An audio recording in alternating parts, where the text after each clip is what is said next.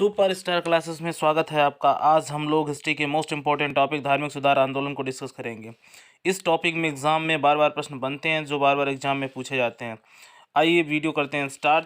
तो राजा राम मोहन राय का जन्म 1772 में पश्चिमी बंगाल के हुगली जिले के राधानगर गाँव में हुआ था। दोस्तों, जो जन्म इनका हुआ था कहाँ पर हुआ था तो बहुत ही इम्पोर्टेंट है। राजा राम मोहन राय का जन्म हुआ था पश्चिमी बंगाल के राधानगर गांव में। कब हुआ था तो 1772 में। और किस ज़िले में, तो आपका आंसर हो जाएगा हुगली ज़िले में। तो कहने का मीन्स क्या है, राजा राम मोहन राय क्या थे, इन्होंने हिंदू समाज में व्याप्त धार्मिक सुधार किए। जो मुख्य रूप से अगर बात की जाए, दास प्रथा का इन्होंने काफ़ी पुरजोर विरोध किया, बाल विवाह का विरोध किया, सती प्रथा का विरोध किया, जाति प्रथा का और बहु विवाह का इन्होंने बहुत ही अपने भारतीय समाज में जो बहुत तेज़ी से व्याप्त बुराइयां, अंधविश्वास थे, इनको कम करने का प्रयास किया, जिसलिए हम राजा राम मोहन राय के बहुत ही ऋणी हैं। तो कहने का मीन्स क्या है कि समाज में, हिंदू समाज में बहुत सारी बुराइयां चल रही थी और उनको कोई ना कोई दूर करने के लिए सबसे पहले इन्होंने अपना सहयोग दिया, राजा राम मोहन राय ने। और इनका जन्म तो आप समझी गए 1772 में राधानगर गांव में हुआ था। और इनकी अगर मृत्यु की बात की जाए तो इनकी मृत्यु हो जाती है 1833 ब्रिस्टल में। अब इनसे जो इम्पोर्टेंट प्रश्न बनते हैं उन प्रश्नों को भी डिस्कस किया जाए। चलिए नेक्स्ट प्रश्न की चर्चा करते हैं। आइए नेक्स्ट प्रश्न की चर्चा करते हैं राजा राम मोहन राय से। जो मोस्ट इम्पॉर्टेंट प्रश्न बनते हैं आपके सुपर टेट, लेखपाल एंड अदर एग्जाम्स के लिए, जो एग्ज़ाम में बहुत ज़्यादा पूछे जाने वाले प्रश्न हैं। इन्हें भारतीय पुनर्जागरण का मसीहा किसे कहा जाता है? प्रश्न एग्जाम में पूछा जाता है, भारतीय पुनर्जागरण का मसीहा किस या अग्रदूत किसे कहा जाता है? तो आपका आंसर हो जाएगा राजा राम मोहन राय को। तो राजा राम मोहन राय को भारतीय पुनर्जागरण का मसीहा एवं अग्रदूत कहा जाता है। आइए मोस्ट इम्पोर्टेंट प्रश्न की और चर्चा करते हैं। आधुनिक बंगला गद्य का इन्हें क्या कहा जाता है? जनक।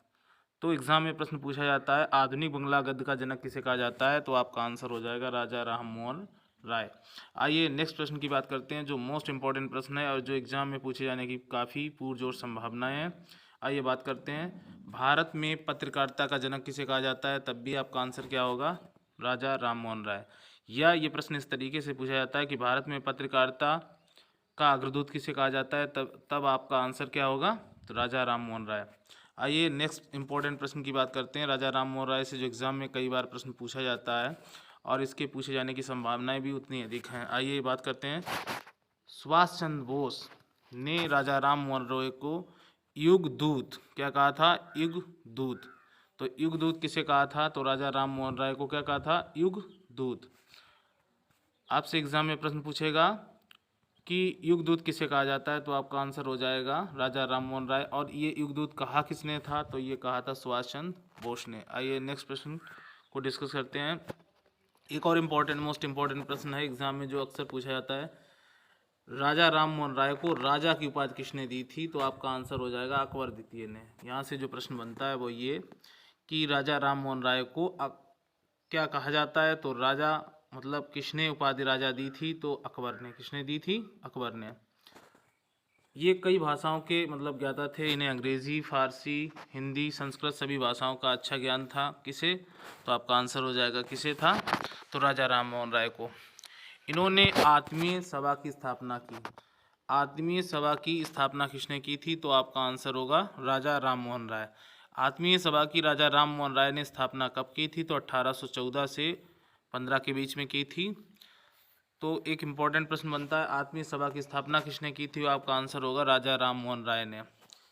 एक और इम्पॉर्टेंट बात, इन्होंने वेदांत सोसाइटी की भी स्थापना की। कब की थी? तो 1816 में। देखिए, आत्मीय सभा की स्थापना 1814 में, जबकि वेदांत सोसाइटी की स्थापना 1816 में। आइए नेक्स्ट प्रश्न की बात करते हैं। प्रिसेप्टर्स ऑफ जीसस की स्थापना इन्होंने की थी 1820 में।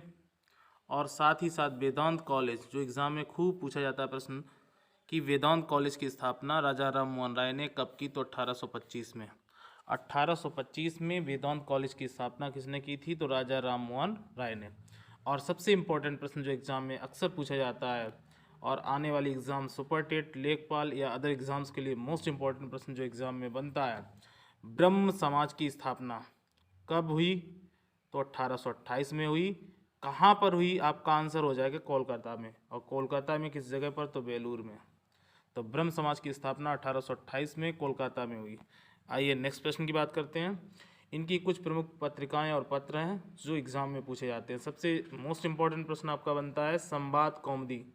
ये बंगला भाषा में लिखी किसने? तो राजा राम मोहन राय ने। और साथ ही साथ एक प्रश्न पूछा जाता है मिरातुल अखबार। दोनों ही मोस्ट इंपॉर्टेंट प्रश्न हैं, आप इसको लगा लीजिए मोस्ट इंपॉर्टेंट। मिरातुल अखबार किसने फारसी भाषा में लिखा था? तो आपका आंसर हो जाएगा राजा राम मोहन राय ने। और साथ ही संवाद कौमुदी, इन्होंने पत्रिकाएं जो लिखी, संवाद कौमुदी किसने लिखी? कौमुदी, तो ये आपकी राजा राम मोहन राय ने।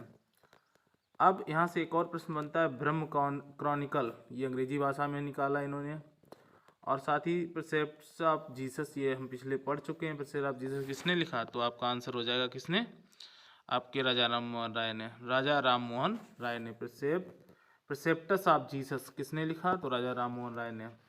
और इनका फारसी भाषा में प्रथम ग्रंथ था तोहफत उल मोहिउद्दीन। आइए नेक्स्ट प्रश्न की बात करते हैं। अब यहाँ पर एक खास बात जो बनती है सबसे इम्पोर्टेंट, कि जो राजा राम मोहन राय थे इन्होंने कुछ खास बातें की थी हमारे समाज में, भारतीय समाज में। कहने का मतलब भारतीय समाज को इन्होंने अंधविश्वासों कुरीतियों का इन्होंने बहुत तेज़ी से मतलब क्या किया था? पुरजोर विरोध किया था। जो भारत में व्याप्त थी सती प्रथा, जो काफ़ी समय से भारत में चली आ रही थी कि अगर कोई पुरुष मर जाता है तो उसकी स्त्री क्या होगी? आग में उसके साथ जलेगी। ये थी सती प्रथा। और सती प्रथा का विरोध किसने किया था? तो राजा राम मोहन राय ने। और साथ ही साथ बाल विवाह और जाति प्रथा का इन्होंने बहुत ज़्यादा विरोध किया। और कह सकते हैं इस तरह हमारे जो भारतीय समाज में जो कुरीतियाँ थीं, अंधविश्वास थे, उनको इन्होंने समाज से दूर करने के बहुत सारे प्रयास किए और समाज में बराबर कहीं ना कहीं लोगों को जागरूक करते रहे। इसीलिए ये काफ़ी मतलब लोगों में काफ़ी महत्वपूर्ण स्थान रखते हैं राजा राम मोहन राय। और आइए बात करते हैं कुछ रिवीजन प्रश्नों की। आइए तो प्रश्नों को थोड़ा रिवाइज कर लेते हैं, क्या क्या इंपॉर्टेंट प्रश्न एग्जाम में बन सकते हैं जो हम लोगों ने अभी पढ़े।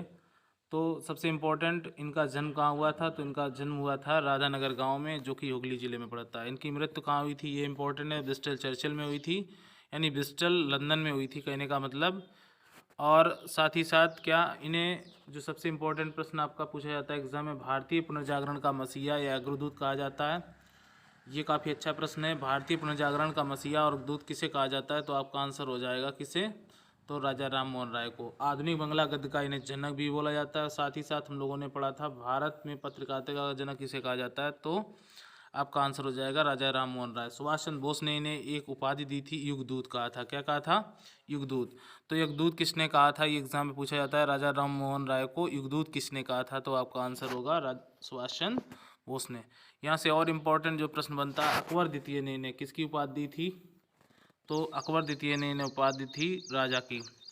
और ये कई भाषाओं के ज्ञाता भी थे। सबसे इम्पोर्टेंट जो प्रश्न यहाँ पर बनता है, आदमी सभा की स्थापना 1814 में की और वेदांत सोसाइटी की स्थापना कब की?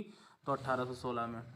वेदांत कॉलेज की स्थापना इन्होंने कब की थी? तो 1825 में की थी। ब्रह्म समाज, जो सबसे इम्पोर्टेंट प्रश्न बनता है एग्जाम के लिए, ब्रह्म समाज की स्थापना कब की थी? तो आपका आंसर हो जाएगा 1828 में कोलकाता में।